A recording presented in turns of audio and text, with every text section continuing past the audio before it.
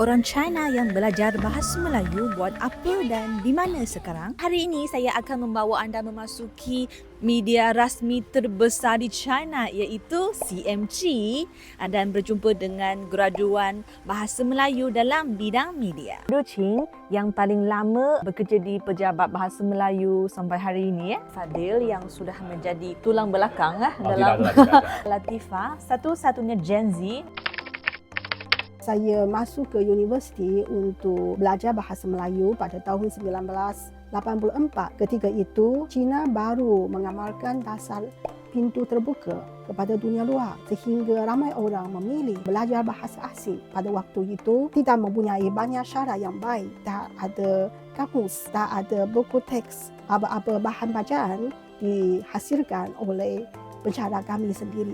Saya belajar bahasa Melayu Beijing Foreign Studies University tahun 1998. Pada masa itu, pengajian bahasa asing negara menjadi sangat hangat. Berikutan hubungan antara China dengan negara-negara ASEAN semakin erat. Tahun 2001, kami dibawa melawat ke Melaka, ke Kuala Lumpur. Saya ingat di supermarket atau kedai-kedai di tepi jalan, kami semua suka beli macam buah-buahan tropika.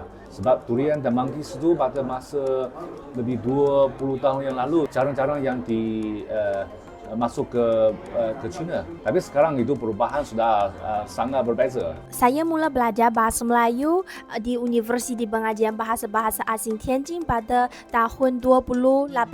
Dulu saya tak tahu ada jurusan bahasa Melayu. Bapa saya bergurau, pilih inilah, nanti kami boleh ke Malaysia. Dia sangat suka budaya dan makanan Malaysia. Kami ada cikgu dari Malaysia. Dia orang Kelantan. Ewa bule terlaju tiga.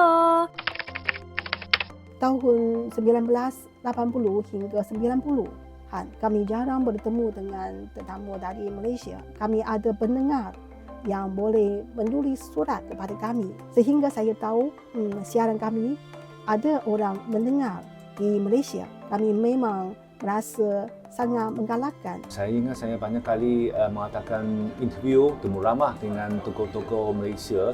Mereka akan tanya ke saya pula, macam mana boleh cakap bahasa Melayu? Di mana belajar? Tahun lepas saya pergi Malaysia, pegawai custom dengar saya cakap bahasa Melayu, dia kata, saya tahu di China ada orang yang boleh cakap bahasa sebab di sana ada universiti yang tawarkan jurusan bahasa Melayu. Bila saya pergi Malaysia, saya ada nampak banyak elemen China di Malaysia. Jalan Petaling, Pasar Malam SS2, juga ada tarian singa. Warisan budaya Tita Ketara China juga disimpan dengan sangat baik di Malaysia. Ramai orang China juga sangat suka makan kuih-muih Melayu, laksa, kerobok. Jadi saya mau buat lebih banyak video supaya rakyat kedua-dua negara boleh saling memahami. Selangkah demi selangkah berusaha supaya mendapat tahap yang lebih tinggi.